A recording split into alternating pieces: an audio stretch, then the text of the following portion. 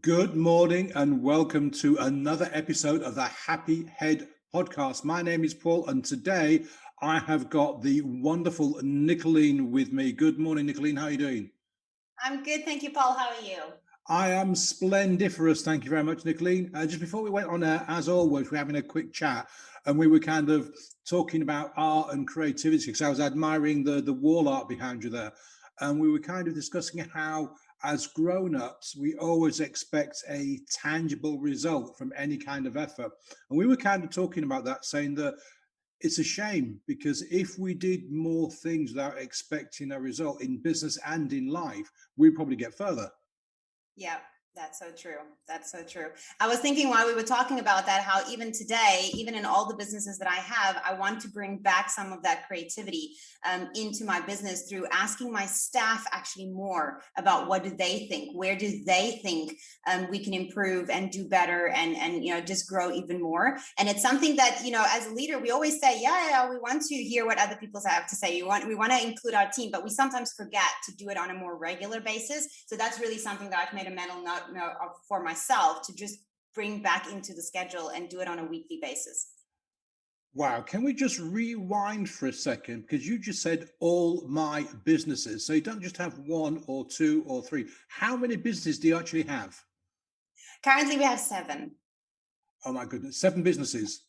Yes, yes. And our very first one, we actually started from our garage.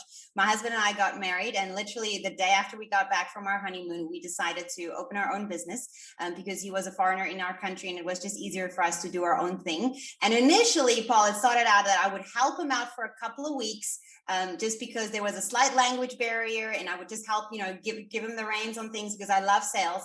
And it actually grew into such a beautiful relationship for my husband and I to work together because we're a true yin yang, where he's good, I'm weaker at, where he's really weak, I'm stronger. It just really matches. I do a lot of couples find hard to believe because it is not always husbands and wives that can work together. But we did start from a garage, but we were very clear on our mission and our goal and what we wanted to achieve. However, we also knew very clearly what our flaws were. So we knew this was not going to be easy. We knew it was not going to be, $1 million overnight type of business, but we were excited. We knew that if you could do something for yourself, it must be so much more fun than working for someone else. Like we had both of us had jobs before, so we had that experience. We've traveled the world and we wanted to do something for ourselves. So every year we literally would plan the year out. We would grow, we would learn, we would make loads of mistakes, but we just keep going forward. We had this empire vision in our minds. And about 3 years into the business, we knew that there were other parts of our business where we would receive a service from someone else. And we were not happy with that. Like, for example, it happened in our accounting section where we would get accounting advice, but it wasn't really what we thought we should do. Like everything was a bit uncertain for us. And eventually my husband said, why don't we just start our own accounting firm? Why do we have to struggle to get the service and the quality that we want when we can hire the right people, have them on board 24/7, and actually provide that service to other clients who are at the same kind of level that where we are at mentally, because my husband and I are very demanding people when it comes to the service that we want, because we believe if you pay for something, you should get that quality of service. And that's how a second business was born. And then after another year, we realized that we're using imports and exports businesses to import and export our own goods across the world. And we thought, no, we should be opening our own business again to make it so much more simpler. It's someone that you have in office. It just makes it more clear. The service is obviously so much better because it's your own person, but also we get to share that experience with someone else. And Paul, throughout the seven businesses that we have, we've noticed that a lot of times people that have a business, they don't own other businesses. So it's hard for them to sometimes remember what it's like when you own just one little thing, when that's your bread and butter. And for example, in the imports and exports business, like I truly understand when my client is standing in front of me and they're panicky because their cargo can't get released because that's the only stuff they have to sell. And if you're working with an agent who couldn't care less about you getting your stock or not, it has a different relationship. It has a different feeling and support. So we truly understand what it feels like when you've got clients screaming at you, they want their items, you don't have your stock. And that's the type of level of support and service that we give. And that's why we started the business. So in the first 4 to 5 years, we already had 3 businesses going. And we loved it. And my husband and I love working together. We love growing teams. At that point, I think we had up to about 10 staff that worked across all the businesses with us. But then I fell pregnant and we had twins, and I ended up working from home for a bit, which was a huge adjustment for me because I'm a very go-to person. I love working. I love being interactive with my clients, but it did force me to start thinking out of the box. How can we still grow maybe a different business, or how can I still add value to the business, but I can't physically be there. And now I'm originally from the beauty industry. That's how I met my husband overseas. And I decided one day I wanted to spoil our entire team at the office by getting a therapist come in and do some massages or facials or whatever they would like. But because we had quite a lot of staff, the therapist would have to come in for about 2 to 3 days to provide everybody a nice service. And after looking at how much she would charge me, my husband says, well, you know what we're supposed to do now? He says, you're supposed to hire her full time and open a spa. And I was laughing. I was like, okay, honey, then that's what we'll do. And that's what we did. And we opened an in-house spa inside our business, who not only services our staff every day for free treatments, but we started it running into a proper business. And now we've got clients coming in from the outside also using our facility. And the therapist gets to earn extra income, because originally it wasn't to make any money. It was to be an incentive for my staff.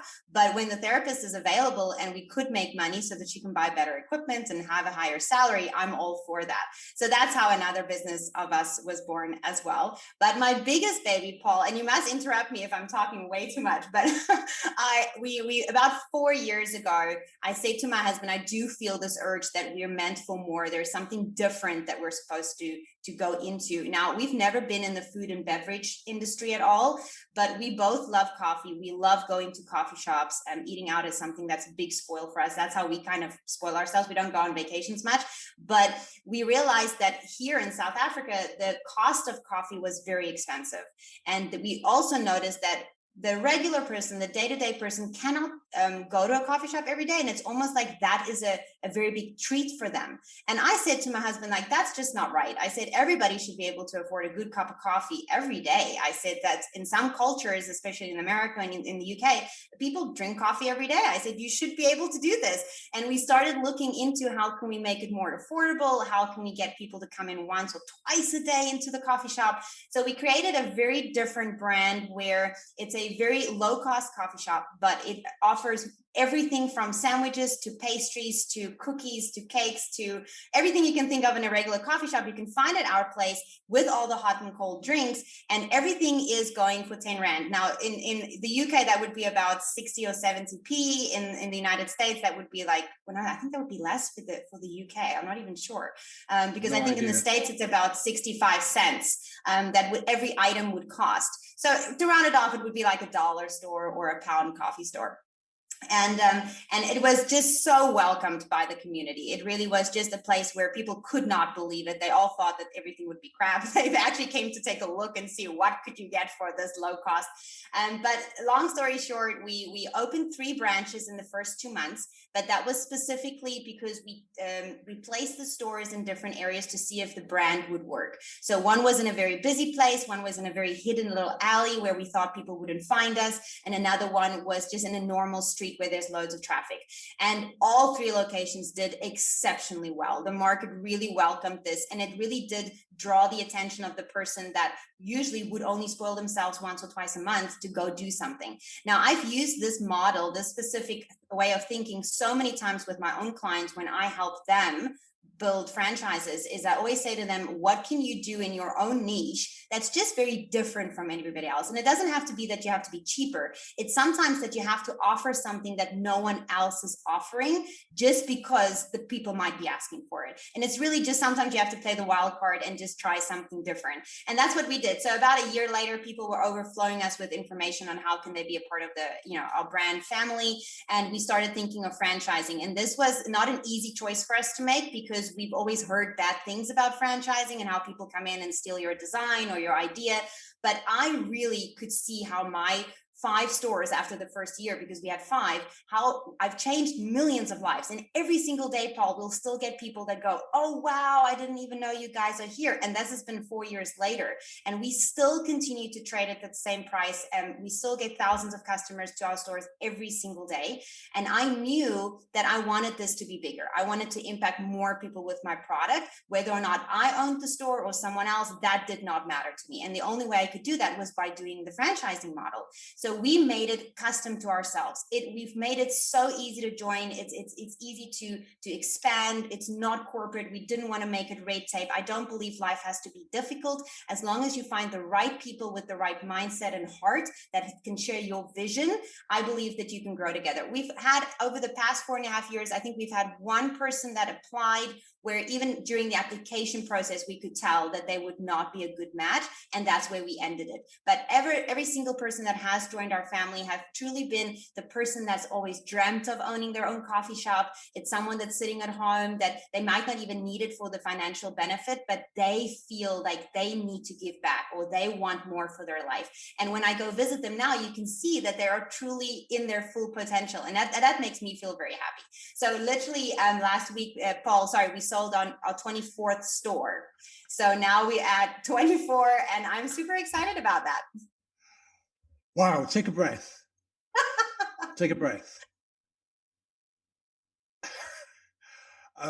24 stores, that's amazing. I've got loads and loads of questions, but I'm going to come back to the coffee store in a minute. What I want you to do, please, Nicolene, is go right the way back to you've just come back off vacation or honeymoon, I think you said, and you set up a business in your garage. First of all, what was the spike, the thing that made you decide to start this business, and what was it, and how did you get over all the usual kind of hurdles that new businesses have to start with? Well, when we moved back home, so I'm in South Africa, my husband is Israeli, and when we moved here, it's very hard to find work in South Africa. So my husband being Caucasian, being foreigner, you would be at the bottom of the food chain to find a position in a job. So for him, he didn't really have another option. I would have gone into the beauty industry. It would have been easy for me. But we knew that he had to make an income. We didn't have a lot of money after we got married. So this was as good as it was going to get. And when we started from the garage, we literally laid the wooden floors, we built the drywalls. Paul, it looked horrible. When I think back now, it's like I just get goosebumps thinking that I had to send someone there to come and buy from us. But we did. And because I was so ambitious and I wanted to show my husband that I can share this dream with him. And because I think it's also because we knew we had nothing to lose. When you have nothing, Paul, you have nothing to lose. So when you have a little bit of savings and you're willing to say, let's give it a chance. The worst that can happen is we'll both have to go sell pizzas at night.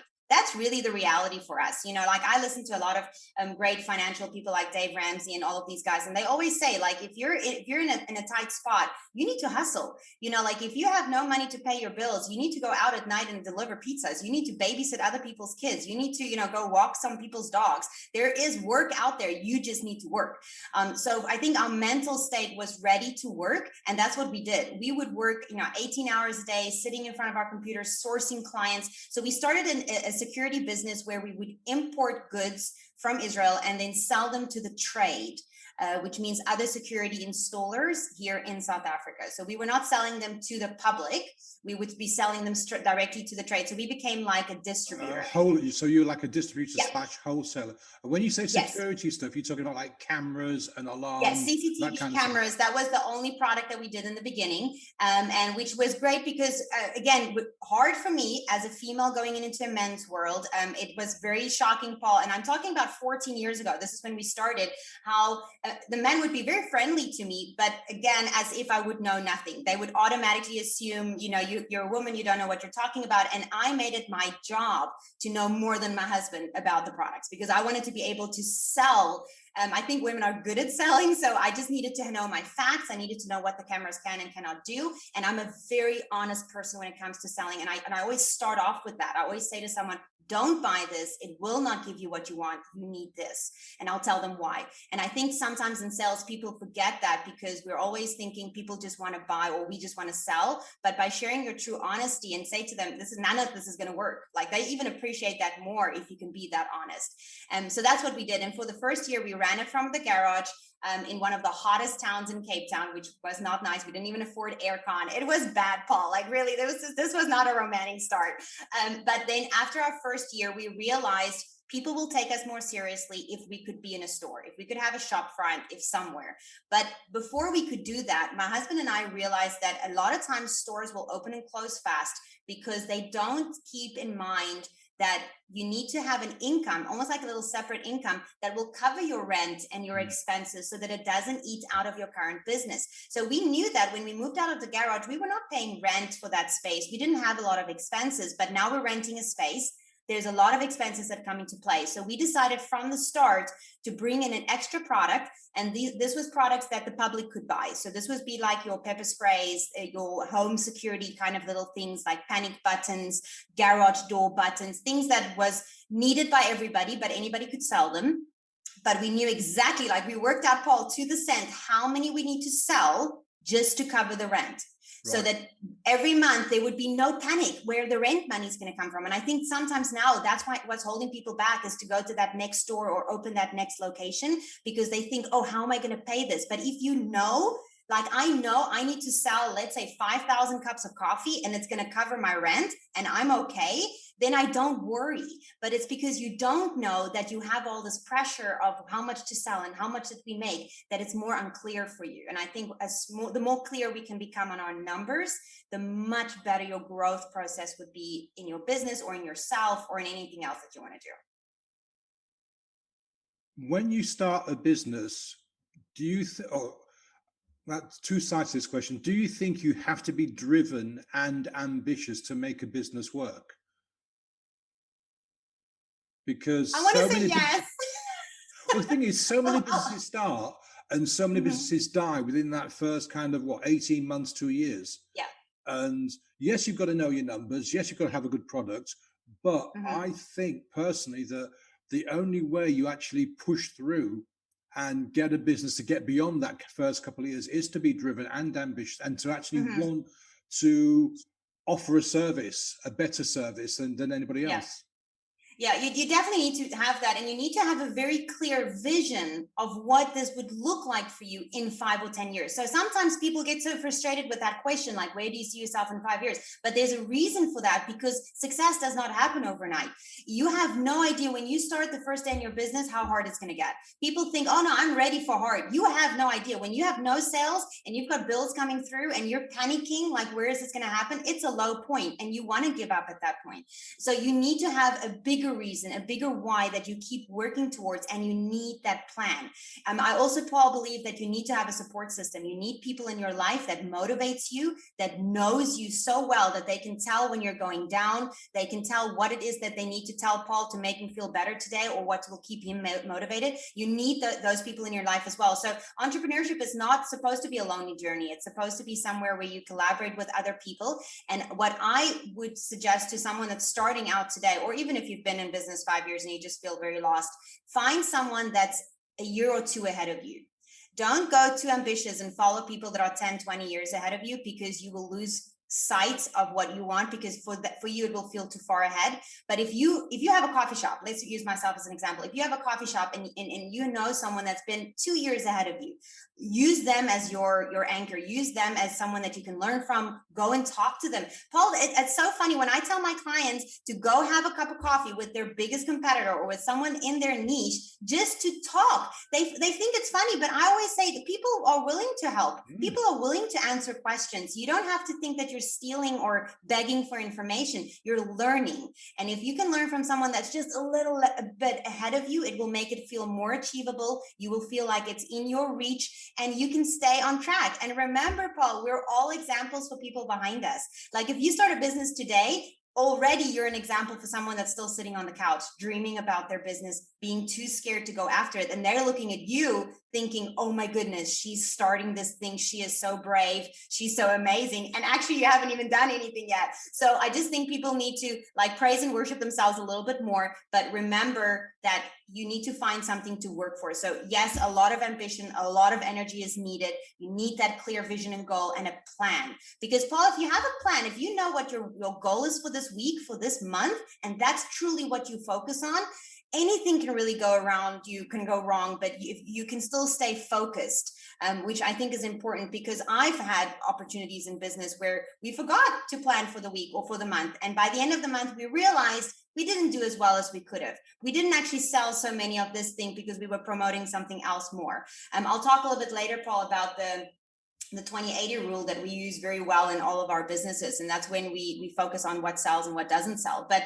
in general, if you start a business, you need a lot of drive, a lot of passion, and it's something that's a 5-year plan. It has to be longer. Absolutely. Now, jumping forward to the coffee shops, I mean, in the UK, if you go to somewhere like Costa or Starbucks or one of the local independents, a standard size cup of coffee is going to cost you around about £2.50. I've got no idea what that is in rand, but it's probably about, let's say, $3 US dollars.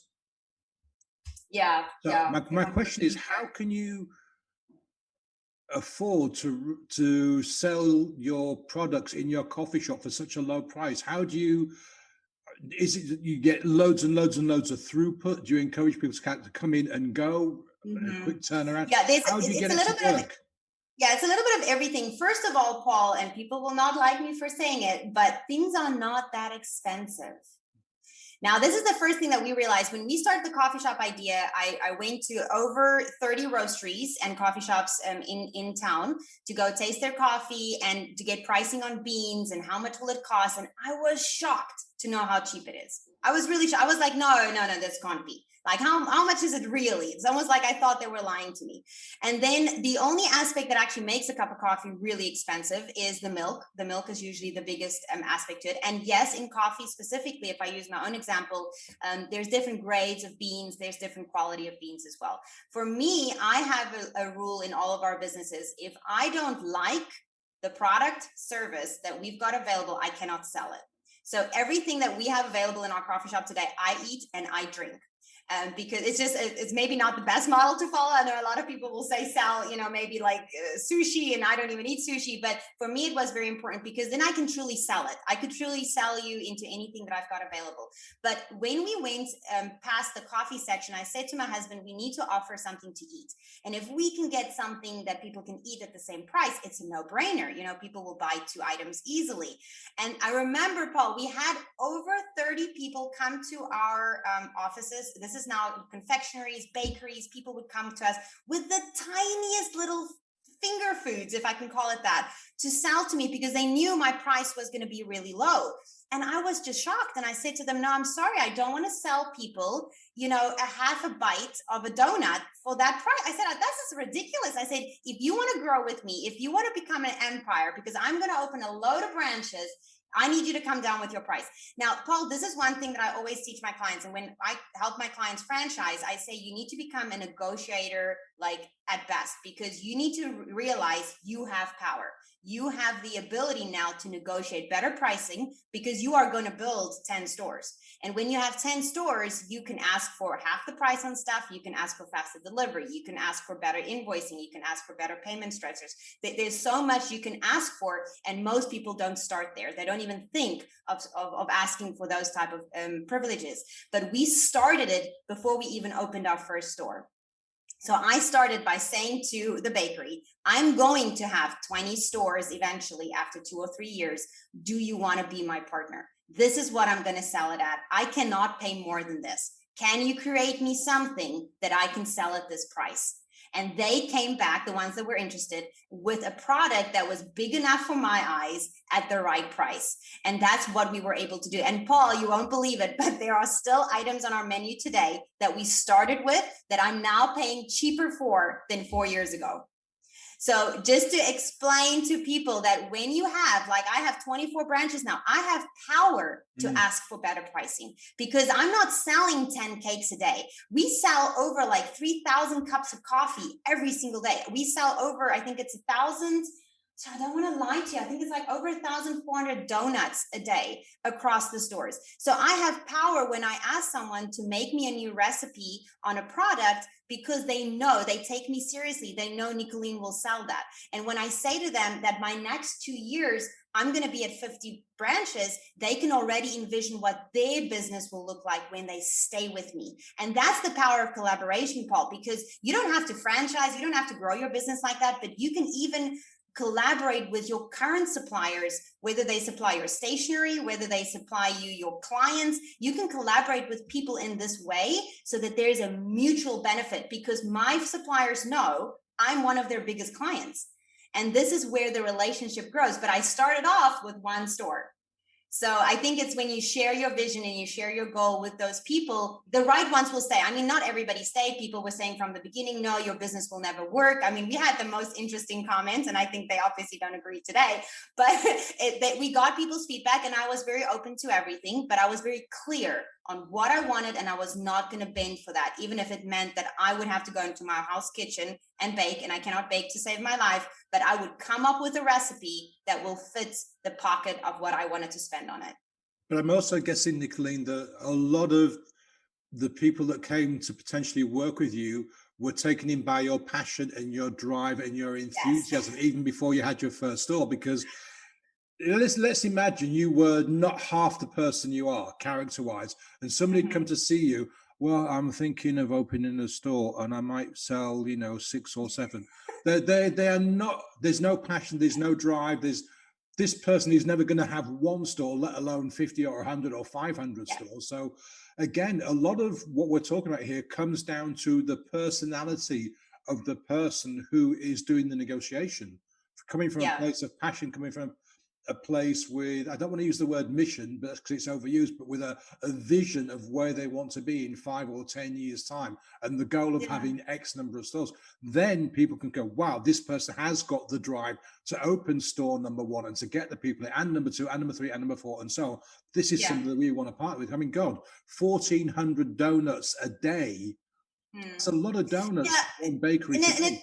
it's true what you say, Paul, because if I think back to 4 years ago, I don't think I was this ambitious when I was talking about my brand. I was very excited about the concept, but it is true. Like you would have to speak with your hands and with energy. And I think, Paul, it's because you need to believe in yourself for a change. And there is no harm in bragging about your dreams. There's no harm in, just standing up for what you truly want. And I think people are more afraid of what if it doesn't work? What will people will say? What will they think? And I'm always thinking, whatever. Like nobody gives you 2 cents of their time. So I think people worry too much about that. But if you really want to try something, you have to, I think, act a little bit sometimes, like step into that role until you get more comfortable in the role, because it's sometimes hard to sell yourself. Like I'm currently helping my twins. They need to do an oral, and they love it when I do orals with them because they say, Mommy, you can act so well. And I go, well, you need to sell it. You need to sell them that you're a dinosaur today or whatever they need to talk about. I say, because otherwise it's boring. They'll fall asleep and they'll look at the next guy. And they realize when they do things now that you need to try and stand out. But again, Paul, you need to be authentic. Don't ever be fake. Don't be not who you are. Be as passionate about your business as if you would be telling your best friend. And that's how I always trained my sales team when we started out. I said, when you're trying to sell someone the camera, I said, it's probably one of the most boring items on the world to sell. I said, so if you're telling your best friend about the best restaurant you just had a piece of steak at last night, you're not going to fall asleep while you're telling her the story. I said, you're not going to give her the grams of the steak and what the color was. You're going to talk about the music, the wine, and how much there was almost this excitement and how amazing the food was. I said, this is how we sell cameras. The quality, the amazingness, how beautiful it looks, and how sexy your house is going to look with the camera on top or whatever. And I had to teach people to get more excited about life, because Paul, I even I fall asleep when these tele-sales people call you on the phone and you can hear how they're reading the script out. And I'm like, please just put some life into it. So I think, yes, when you need to learn to negotiate, it's not something that everybody's good at. But when it's in the beginning and you're just getting information, it's not as much a negotiation. It's knowing what you want and being very clear on that. And that takes time. Like today, when I get on a call with someone, I start the conversation. I will say, this is why we're on the call. This is what I want. This is what I'd like to get from you. Can you help me? Yes or no? Because I've learned that my time is so valuable. I don't have time for someone to tell me a 10-minute story about what their business is all about. And then at the end of the day, they can't even give me the price I'm looking for. So I believe everything's negotiable. I believe everything can be molded and grown into, but I shortcut the conversation now to being very straight. This is what I want. If you can't help me, no problem, but I'm going to move on. And that is very hard for a lot of people to learn to get into when you're new into business. Yeah, because again, that is a skill. And I'm not going to say it takes bravery, but like you said a minute ago, Nicolene, you've got to be able to put yourself out there. You've got to be able to be upfront and honest to say, look, this is what I want, and this is what I need, this is how much I can pay. Can you help me? Yes or no? Yeah, Rather than waiting for them to give you a 5 hour story and in the end say, sorry, no, we can't help, we can't sell it that cheap, which is just a waste of everyone's exactly. time. So listen, Yeah. Nicolene, you mentioned a number a few minutes ago, 50. Is that your next goal, or is that your current goal for your Yes. coffee shops? That's the next goal for our coffee shop. So I would probably say, hopefully by the end of 2023, we would like to be at 50 stores. And that's all in your hometown or kind of around South In the whole Africa? of South Africa, yeah. So we Yeah. have a large number of stores here in Cape Town. We've grown into Durban, which is a good market area for us as well. And we've just tapped into Johannesburg. So Johannesburg is our biggest area in South Africa, which will be a major capital for us to have our stores in. And that's where we want to focus on for the next 18 months, to just really grow the business and to really just expand it and see what possibilities are out there. There's already so many other ideas of stuff that people are asking us of how we could expand the business even more, but just not in a physical store. So we're obviously looking into those things as well. People want us to go into the mobile option as well, where I don't know if it's very popular in the UK, but here we also have these people that like to be at the fairs and they like to be at a stand or at the sports event at school. So they want like a mini version of the coffee shop.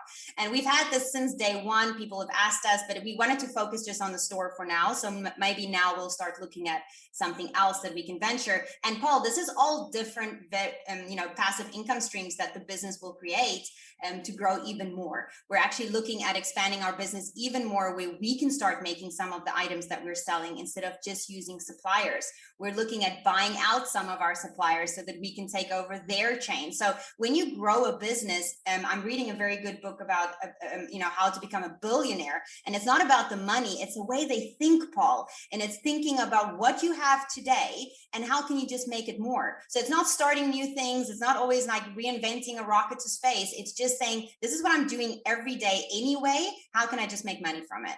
And one tip that I can share with your audience, Paul, is if you go look at your expenses in your business today, this book specifically says that the items on your expense list, like if you, for example, you have an accounting expense and you've got, I don't know, like deliveries, and there's all these, maybe you buy supplies and stuff on, those are business opportunities. You need to look at, instead of me paying someone, let's say, to deliver things for me to my clients, how can I start my own delivery firm and actually deliver things for other people also, including my own business? And when you read it like that, it allows you to think above the line. It allows you to think outside of the box. This is like much bigger thinking. And some people, yes, will always be too afraid to even go into that thought process. But if you really give it time and you think, well, I'm already doing it every day, why not just make a small business from it and maybe partner with someone who doesn't have a business? Then that's a good way for you to start making your revenue. Because that's kind of your business model, isn't it? Right from day one, where you're saying the security stuff. It is actually. When I was saying that to my husband the other night, he's like, but we're doing that anyway. I said, yeah, but the book makes it sound so much better. And I said to him, but again, it reminds you to go back to that list, go back to your expenses and look for more opportunities. It doesn't mean that if you have 10 expenses, you need to create 10 businesses, but one of them might be a beautiful opportunity where you could help someone else. We're big in collaboration. We've just recently started, one of our 7 businesses is also a collaboration that we've done with someone who used to work in the HR industry for someone else, and he's brilliant. And I said to him, you should own your own business. And he always said, yeah, but I don't have the skills like you and Clyde do, and I don't know how to think like you guys. And I said, okay, well, let's do it together. We'll give you the advice and you run the business because we don't have time for that. And that's what we've done. And now he earns more, Paul, in a day than he used to earn in a month. I said, Wow. that doesn't make sense. You know, if you're good at something, some people will need your wisdom and your guidance, where other people have the skill that you might not have. And together that could be a beautiful collaboration. I think that's the biggest challenge though, Nicolene, is you've got the skill, Mm-hmm. but you can't find someone, or you don't know anyone like you and your husband who Yes, can give you yes. the guidance and the direction. So you go and do your thing, you go and run the HR, we'll set up all Mm-hmm. the peripheral stuff, you just go and do your Yes. thing. I think that's one of the biggest challenges. So there are lots of people sitting at home who want to start a business, who've got great skills in HR or baking or whatever, but they just don't have anyone they can sit with, who they know, who they Mm-hmm. can have the confidence to say, look, okay, help me. Paul, are you Maybe that's telling a me to new start thing. another business? Yeah, and seriously, I'm just thinking with the skills that you've got. Yeah. Okay. At Yeah. the moment, this is kind of like this guy that you were talking about is probably a friend of Mm-hmm. the family, and Yeah. you kind of knew him, knew he was good at what he was doing. But Yes. imagine if you had a business where people could come to you with an idea, and you can go, Mm-hmm. yeah, that can work, and you can figure out whether they've got the passion, the drive, the expertise, and all that kind of stuff. And then you say, Yes. right, okay, look, you go do it. We'll look after all the peripheral stuff. Yeah, no, that's a very good idea, because you know, Paul, it's one thing. A lot of people think they want to start a business. They have a great idea and they think they'll be good at running a business. And when we have those first initial conversations, we're very tough love. You know, we talk about the real things in life. We talk about what it will look like in 5 years and 10 years, and we take the aspect of money out of it completely. We talk only about how are you going to plan on managing a team? How can you motivate yourself? How do you keep thinking of new ideas? Because sometimes people just have the one idea for now, and then we say, well, after you've done that, what are you going to do? And then like, oh, I have no idea. Which is also fine, but we try to leave like plant little seeds to go and help them think bigger and bolder. And then usually when they come back, that's when you can see whether or not they have the capacity for that type of dreaming. Because I believe any person can learn a skill. You can motivate someone. Just giving one person one tip can elevate their entire business, but they need to know that they're ready for that. They need to be hungry for that type of growth, success, whether it's financially or personally or emotionally, and they need to really want it. And when you can meet those people who you can see that this is what they were put on the planet to do, is to make a difference in the world through their product and service, whatever that is, then whatever they sell will work. I completely agree with you. Now, 2080. 2080, oh Lord. You said I'll be you. a granny. What are we talking about? No, you mentioned a number that you said you were going to talk about. I thought you said 2080. Oh, 28, yes. In the year 2080. Okay, no. So, Paul, what I meant was we follow a model in our product-based businesses. You can use the same in your services.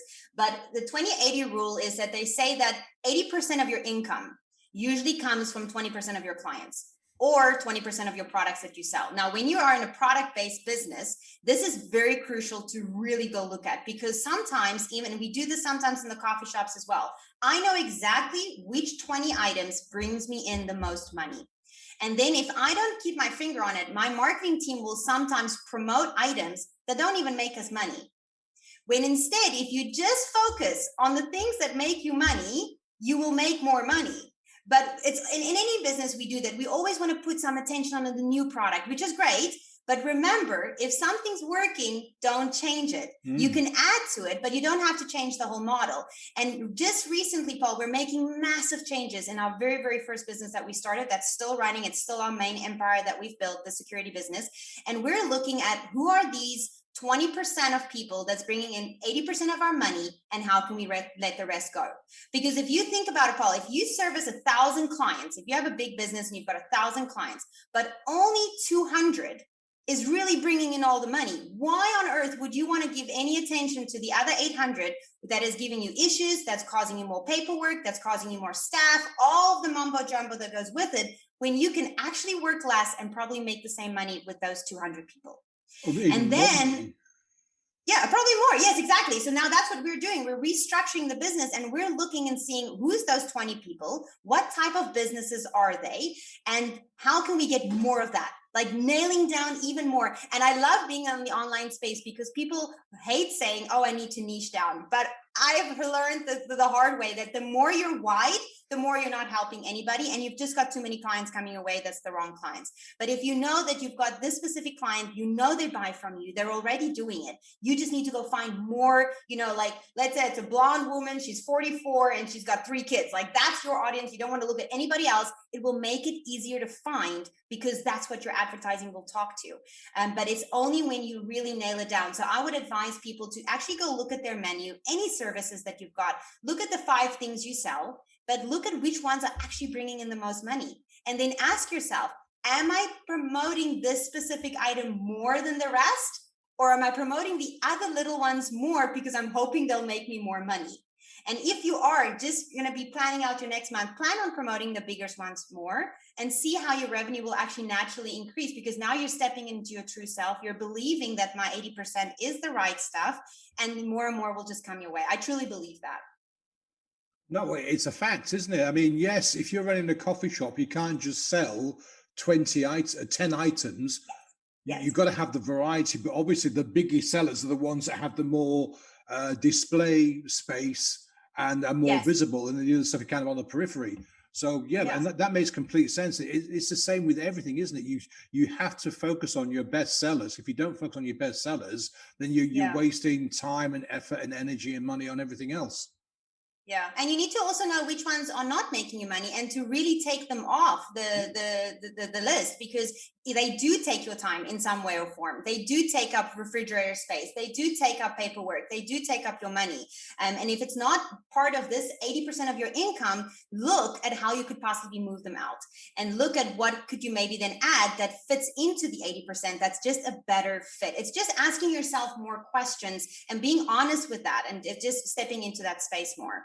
Yeah, it's like you said, Nicolene, about focusing on your numbers and knowing your numbers and knowing what is working, leaving the stuff that is working, and the stuff that isn't working, like you say, just rotate and find some new things that will become part of your 80%. Yeah, no, that's true. That's true. I'm loving our chat, Paul. This is so good. Okay, so we've got 50 stores by 2023, I think you said. What's next? What else you got on your plate? What's the next big thing that you're thinking about? My husband says I'm not allowed to add anything else to our plate. Yeah, he may say that, Nicolene. He may say that, but I'm sure you've got something else thinking about it. There's always things, but aside from the businesses, Paul, I have to mention that we also have 11 income streams coming into our home. I'm a big believer that you need to have money coming in multiple ways into your home. So obviously 7 of them would be the businesses, but we have other things that we do, which is actually more fun sometimes than the actual businesses, and they create an income stream for us. So we, for example, have a beach house that we barely go to for no specific reason, but we've turned it into an Airbnb while we're not there. And believe it or not, Paul, but that specific income is sometimes bigger than one of my smaller businesses that I have. And it's something that we never considered up until probably 6 months before COVID hit. We just realized that we've got this space, we've got expenses there because we've got full-time cleaning, we've got security, it's in an estate. I said, so why not at least cover that? And when we go, it's kind of like staying in your own house for free. And that's how it started. And now it becomes an income stream. So now if you plan it out properly, and I might want to promote it a little bit more, you can make money from your beach house so that I can go stay in a different house in a different town and take my own family out. But I think sometimes people don't allow themselves that luxury to think how you could possibly do that. I have a friend in the UK who's coaching people specifically on how to get into the property market and how you can rent so that you don't have to buy things, you don't have to own the property. I think a lot of people, again, assumptions can kill a whole business idea for you, because you might think something or assume it's this way. Knowledge is power, Paul. I always say that if you want to start a yoga business, go spend time in the yoga business, go take that yoga instructor out for coffee, go ask your questions so that you truly get all the information before you assume it will cost too much, or before you assume you're going to make millions when actually the business model maybe doesn't, make millions. But ask questions from the people that you want to learn from. But that's one thing that we do. We also own other properties, both commercial and residential, that we rent out. That pays it off itself. But this is a gradual growth that we've done. Every single year we've bought one property that we mortgage out. And again, I'm very clear on this because I want people to understand we don't have millions that we just throw around and, buy property wherever we find them. We find a good deal. We put a small percentage down to cover the initial down payment, and then the rent covers the mortgage. And we're very, big on it. If we feel like the interest rates will go up and we'll pay a little bit more, we'll put a little bit more into the investment. But that's how we grow. And literally in about 4 years, all of our properties will be paid off. And Paul, that was our plan, to have a retirement income for me and my husband, because we don't have like retirement plans. But my husband's a bit, superstitious on those things. So he wants to be able to touch his money. So if he can touch the building, he knows it's there. So he wanted us to have multiple properties so that when the rent comes in 5 or 10 years, that's our income, which means if we had to even lose all of our businesses or close everything down, these things will still be able to generate money for us. So that is, the type of things that we try to add in. But I think if I had to think for the future, I would really like to get into growing my coaching business. I'm coaching people at the moment. My schedule is full as it is, but I want to up level it more, almost like what you're saying is maybe having a space where the smaller business owner can come in, get the guidance, get the help they need, just to go for it. I think that first initial step, Paul, I remember it's scary. It's very scary in the beginning. You doubt yourself. You think your product's not even going to work. And I want to remind people, Paul, the night before we opened our first coffee shop, I sat in the bed and I said to my husband, I don't think anybody's going to come tomorrow. And he said, are you crazy? He says, we just paid 3 times more for a cup of coffee this morning, in one of the brands we go to. He says, and you're coming in at a lower price. He says, don't worry, people will come. You've got, the model will work. And it did. But I think that scary feeling is what it's so big for some people that it really just prevents them from ever going forward.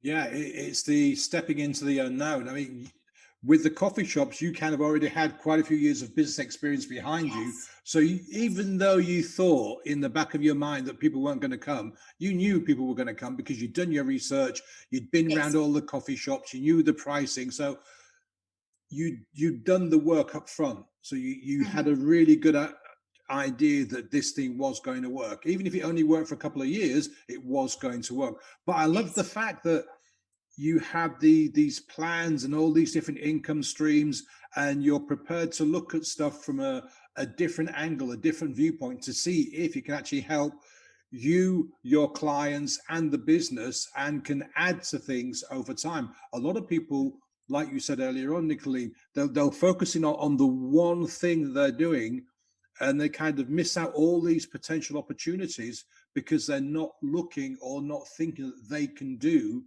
the kind of thing Yeah. that you're doing. Yeah. And I think people always think that it has to be connected to money, or it has to be connected to a level of qualification when it comes to your knowledge or your studies or something that you've done. But just allowing yourself the space to just dream about it first.